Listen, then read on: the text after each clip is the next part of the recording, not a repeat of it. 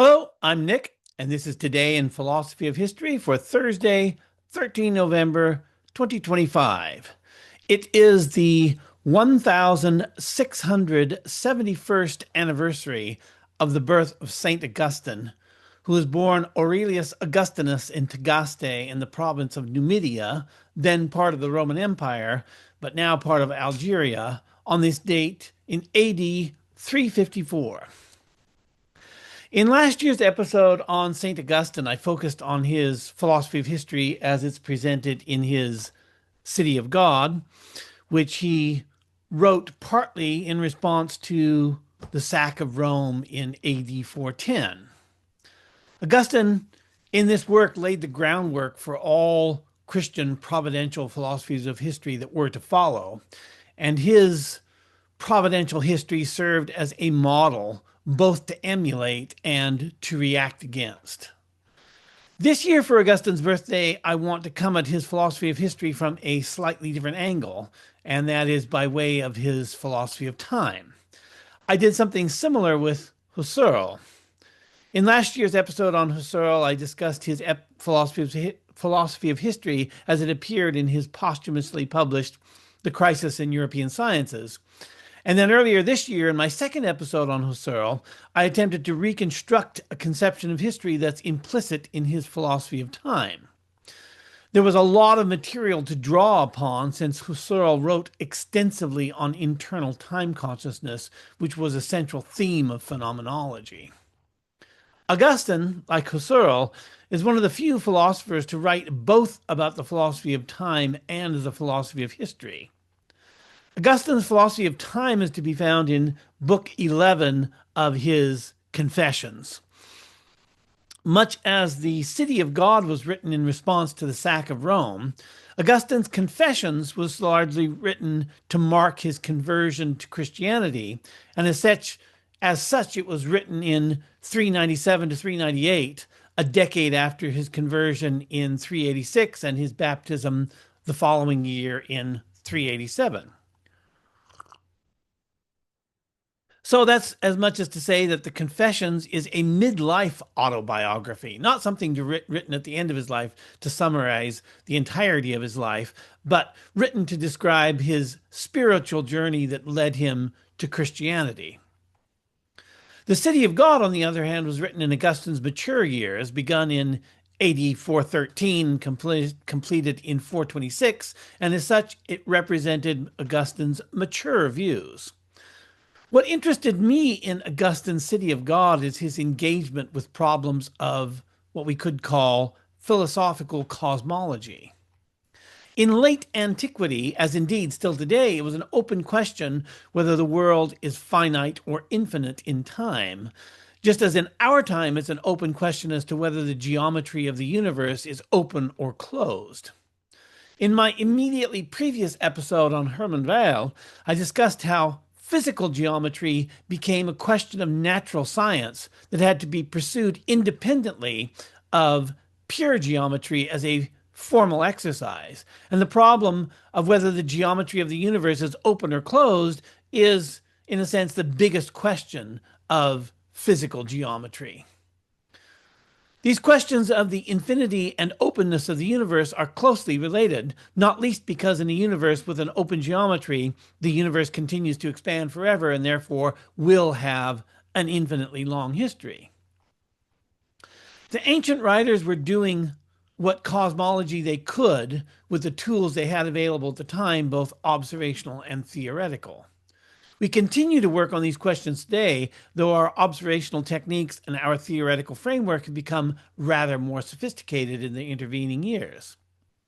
The recent paper on strong progenitor bias in supernova cosmology implies that the expansion of the universe might not be accelerating after all, meaning that the fate of the universe may once again be at play, and once again it's an open question as to whether the ultimate geometry of the universe is open or closed.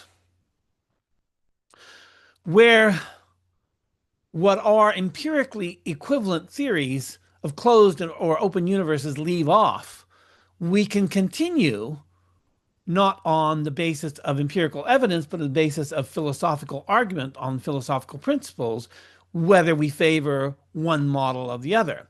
And this is effectively what Augustine was doing with the question of the finitude or infinitude of the world, which he discussed both in his Confessions and the City of God. Many of the problems of philosophical cosmology that Augustine discussed in his City of God had been earlier broached in his Confessions.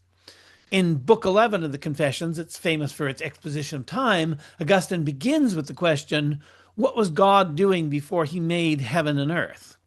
This becomes his point of departure for the discussion of time that follows. Augustine didn't return to the philosophy of time of his Confessions in the City of God, but he does return to the themes of philosophical cosmology, which effectively means philosophy of time viewed in the large. So what do I mean when I say that philosophical cosmology is the philosophy of time in the large? There's a funny place in J.L. Austin's Sense and Sensibilia where he refers to familiar objects, moderate-sized specimens of dry goods. And it's true that when philosophers want to refer to something as an example, they usually pick some moderate-sized specimen of dry goods, not something too large, not something too small, but something in the Goldilocks zone that's just right. And it's kind of like that with historical time. Historical time is a moderate-sized period of time, the time of a particular sort, namely time that is coextensive with human action. Beyond the moderate-sized periods of human time that we call history, we tend to refer to time rather than to history, and we refer to cosmological time because of that. But we could just as well refer to cosmological history as referred to cosmological time. So very small intervals of time that are used in particle physics, or the very long intervals of time referred to in cosmology are likely to be called time. But it's that midpoint between the extremely large and the extremely small on the one hand and on the other hand that we tend to call history, and particularly the mid what did I call it from J.L. Austin, moderate-sized specimens of time that we call history. In naturalistic philosophy of history, there's no sharp dividing line between philosophy of history and philosophical cosmology. It's a matter of degree, with degree measured in length of time involved and not a matter of the kind of time involved. In the same way that philosophy of history can be seen as supervening on time, so too philosophical cosmology supervenes upon time, though the properties of time with which we concern ourselves in each case may be distinct, though overlapping. And I would never make the argument that Augustine presented us with a naturalistic philosophy of time or history, because he certainly didn't. But there are parts of his thought that can be translated into naturalistic terms, and these parts are what I take to be the most interesting parts of his philosophy of time, and consequently, that's what I'm going to focus on. Augustine lived in a time when the tradition of commenting on Aristotle was a growth industry, because it was increasingly the case that Aristotle provided the theoretical framework within which these questions were discussed, whether or not one agreed with Aristotle. His predecessors, Alexander of Aphrodisias, Plotinus, and Porphyry, his contemporaries Themistius, Disippus, and Syrianus, and those who followed him, such as Proclus, Damasius, Simplicius, and John Philoponus, all developed the Aristotelian theoretical framework. Even though some of these philosophers were Neoplatonists, their philosophical activity often took the form of commentaries on Aristotle. Even Plotinus wrote a commentary on Aristotle's category, which appears as the first three tractates of the Sixth Ennead. As late antique philosophy came to be increasingly Christian, these commentaries on Aristotle found themselves at odds with the default view of earlier pagan philosophers that the world had had no beginning in time. In response to this view, early Christian philosophers argued against Aristotle, explicitly so, that the world was finite in respect to time and had a definite beginning. While Aristotle presented important problems for early Christian philosophers, Plato could be an ally if he were interpreted with sufficient care. Augustine himself is often cited as an exemplar of Christian Platonism. So, is Augustine's a Platonistic philosophy of time? Well, what is a Platonistic philosophy of time? One of the characteristic doctrines of Plato is his denial of the reality of time. And Plato's best known passage about time is where in the Timaeus he calls time the moving image of eternity, and which implicitly applies the fundamental metaphysical distinction between appearance and reality to time. Eternity is reality in Plato. It is the Platonic form of which we see only the imperfect shadows. Time is the moving image of this form, therefore mere appearance and not reality. Time is how we perceive the reality of eternity, but since most human beings are chained below in the cave of shadows, we can't understand what it is we're seeing, so we mistake eternity for time. Augustine cites Plato's denial of the reality of time with approval. He wrote in City of God, Book 8, Chapter 11, quote, "Things created changeable have no real existence. This truth Plato vigorously maintained and diligently taught." Unquote. You might think that once the reality of time is denied, there's not much more to say, but that's not the case, at least when it comes to Augustine. Augustine doesn't merely dismiss time as unreal, because time is part of the created world. So, in addition to the problem of time itself, there's the problem of time in relation to eternity. Time is created, eternity is not created, and hence time is created along with the universe created out of eternity. I'm not saying that that's an orthodox formulation, that's just what I pulled off the top of my head at the moment. And last year, to underline that point, I quoted City of God, Book 11, Chapter 6, such that, quote, "The world was not created in time, but with time. The world was in fact made with time, if at the time of its creation, change and motion came into existence." Unquote. Augustine restates this point in many ways. That is to say, he gives a variety of paraphrases of it. Both in the City of God and the Confessions, because he wants in those to refute those who had asked the question, what was God doing before he created heaven and earth? Like a 20th century analytical philosopher, Augustine doesn't maintain that the question is true or false, but that it's meaningless. It's what Carnap, had he been an Augustinian, would have called a pseudo problem. To ask the question, what was God doing before he created heaven and earth, is to presuppose a framework that Augustine rejected. But despite his praise of Plato's denial of the reality of time, Augustine doesn't himself deny the reality of time, but he asserts that time was created, and as a part of creation, he wants to be able to understand it and give an account of it. And this presents problems. It's in chapter 14 of Book 11 of the Confessions that Augustine asks, "What then is time?" A question that's been repeated in every discussion of Augustine's conception of time ever since. And he famously goes on to say that he thinks he knows what time is, but if anybody asks him what he thinks what time is, he doesn't have an answer. So the nature of time seems to be ineffable. Starting from this apparent ineffability, Augustine attempts an analysis of time. He takes as paradigmatic the problem of how we measure time, how we say a long time or a short time. Quote, "We call 100 years ago, for example, a long time past. In like manner, we should call 100 years hence a long time to come. But we call 10 days ago a short time past, and 10 days hence a short time to come. But in what sense is something long or short that is non-existent? For the past is not now, and the future is not yet. Therefore, let us not say it is long. Instead, let us say of the past, it was long, and in the future, it will be long." Unquote. So any interval of time, long or short, is truly known to us only as it is in the present. So how do we know it to be long or short?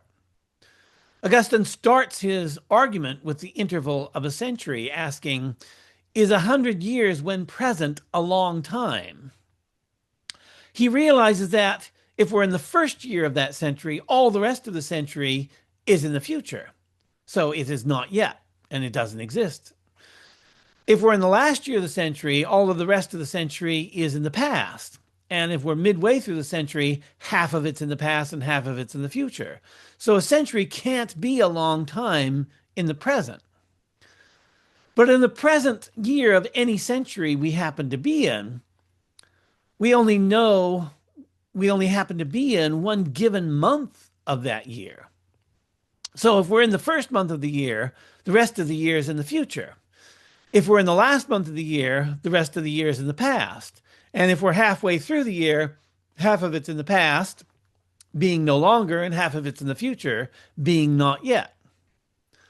So from a century and then a year, he descends to the day, and then the hours of the day, the minutes of the hour, and he finally comes to the conclusion that, quote, if any fraction of time can be conceived that cannot now be divided even into the most minute momentary point, this alone is what we may call time present.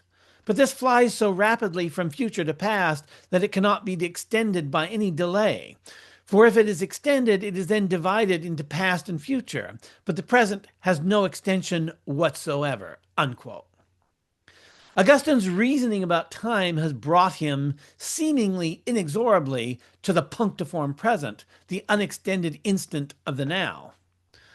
This reduction of all time to the punctiform present means that Augustine finds himself driven by the force of his argument to a form of presentism, that is, to the idea that only the present exists. I previously discussed the punctiform present in my episodes on George Herbert Mead and G.J. Whitrow, so you can check those out if you're interested in further discussion of the punctiform present.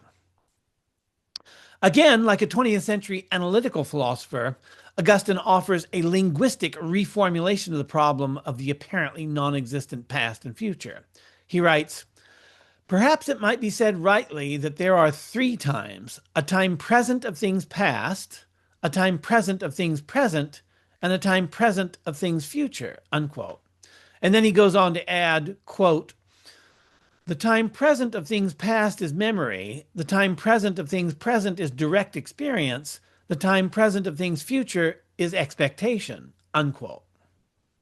However, Augustine allows that despite the deceptive character of our usual way of speaking about past, present, and future, the familiar idiom is acceptable, quote, provided that what is said is understood so that neither the future nor the present is said to exist now, unquote. But he recurs repeatedly to the pragmatic observation that we do, in fact, measure intervals of time, and we judge them to be longer and shorter.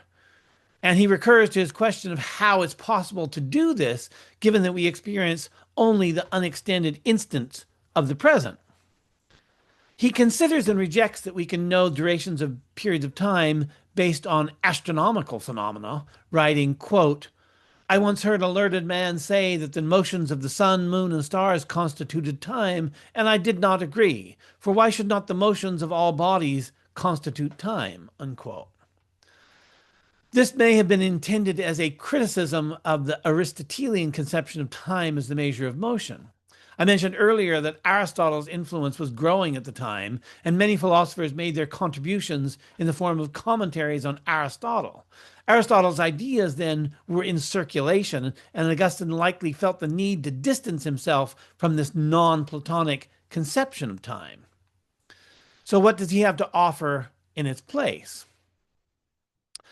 Whereas Husserl, in his analysis of internal time consciousness, takes hearing a melody as a paradigmatic temporal experience, Augustine uses as his example the reading of a psalm. He writes, quote, we can say that the length of a long syllable is measured by the length of a short syllable, and thus say the long syllable is double. So also we measure the length of poems by the length of the lines, and the length of the line by the length of the feet, and the length of the feet by the length of the syllable, and the length of the long syllables by the length of the short ones, unquote. But then he immediately adds, quote, no certain measure of time is obtained this way, since it is possible that if a shorter version is pronounced slowly, it may take up more time than a longer one if it is pronounced hurriedly. The same would hold for a stanza, or a foot, or a syllable. From this, it appears to me that time is nothing other than extendedness, but extendedness of what I do not know. Unquote. We get the first hint of Augustine's solution when he writes, quote, our attention has a continuity, and it is through this that what is present may proceed to become absent. Therefore, future time, which is non-existent, is not long, but a long time is a long expectation of the future. Nor is time past, which is now no longer long. A long past is a long memory of the past, unquote. And he elaborates this as follows, quote, I am about to repeat a psalm that I know. Before I begin, my intention encompasses the whole, but once I have begun, as much of it as becomes past while I speak is still stretched out in my memory. The span of my action is divided between my memory, which contains what I have repeated, and my expectation, which contains what I am about to repeat. Yet my attention is continually present with me, and through what it was future is carried over so that it becomes past. The more this is done and repeated, the more the memory is enlarged, and expectation is shortened until the whole expectation is exhausted. Then the whole action is ended and passed into memory. Unquote.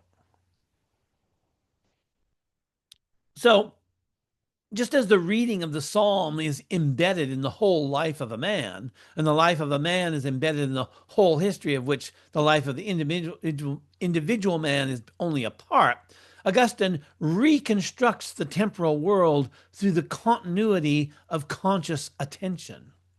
Augustine's argument, then, is like an hourglass, we could say. It begins trying to define how we know a period of time and how we can measure a period of time to be long or short. So starting from an interval of a century, which he calls a long period of time, he narrows the scope down in a stepwise movement from years to months to hours until he comes down to the punctiform present. But with now all time reduced to the punctiform present, he then reconstructs it outward again in a stepwise fashion, from the reading of a psalm to the life of an individual man who reads a psalm to the whole age of the sons of men, as he calls it. That is to say, he applies the same reasoning to all of history. So is this an idealist conception of time? Certainly it contains idealist elements, making consciousness of time the basis of our ability to measure time, which contrasts sharply with the rejected alternative of measuring time by some outside standard, like the movement of the stars and the planets, which Augustine had already set aside. But he's not arguing that time is unreal, only that its reality is different from what we ordinarily assume it to be, and this is in the spirit of Platonism, though Augustine's appearance-reality distinction is formulated differently from Plato's appearance-reality distinction. These two distinctions between appearance and reality overlap, but they don't precisely coincide. Both involve a metaphysics of time, though the operative metaphysic is a little different in each case. I think Augustine leaves a lot of questions unanswered with his solution, but since he repeatedly invokes the unknowability of divine mystery and readily concedes his own infirmity in the face of it, I think we need to take Augustine's analysis of time in the spirit in which he presents it, which is as a partial and imperfect human analysis of a divine mystery that will always remain, to some extent, ineffable for us. We could make a distinction among degrees of ineffability, ranging from those things that are absolutely unknowable to things knowable to some degree, known more or less, as it were, and those things that are utterly transparent to human reason and known exhaustively. Of these degrees of ineffability, Augustine begins with time as an absolute ineffable, but through his analysis, he renders it partially knowable. And he ends Book 11 with a prayer, as indeed he begins and ends most of the books of his Confessions, and for the matter, City of God, with a prayer. Quote, If there were a mind endowed with such great power of knowing and foreknowing that all the past and all the future were known to it as clearly as I know a familiar psalm, that mind would be wonderful beyond belief. We should hold back from it in awe at the thought that nothing in all the history of the past and nothing in all the ages yet to come was hidden from it. It would know all this as surely as when I sing the psalm, I know that I have already sung and what I still have to sing, how far I am from the beginning and how far from the end. Unquote. The providential philosophy of history that Augustine formulates in The City of God, with its distinction between the two cities and the assurance that the city of man can suffer catastrophes like the sack of Rome, even while the city of God remains eternal and unchanging, gives us the overall trajectory of history. And we could say that this was a top-down philosophy of history. The philosophy of time in Augustine's Confessions, on the other hand, gives us a fine-grained account of time, but provides for this fine-grained account of time to widen its scope all the way to encompass the whole of history, implying that it holds for the entire trajectory of history that he recounted in the City of God. And this, we could say, is a bottom-up philosophy of history. Augustine's analysis can be applied to the entire history of the city of man, first reducing it from whatever temporal extension it possesses to the fleeting present, and then building outward from the present until it converges on the whole of the past and the future. And this is Augustine's other philosophy of history. So happy birthday, Saint Augustine, and thanks for listening.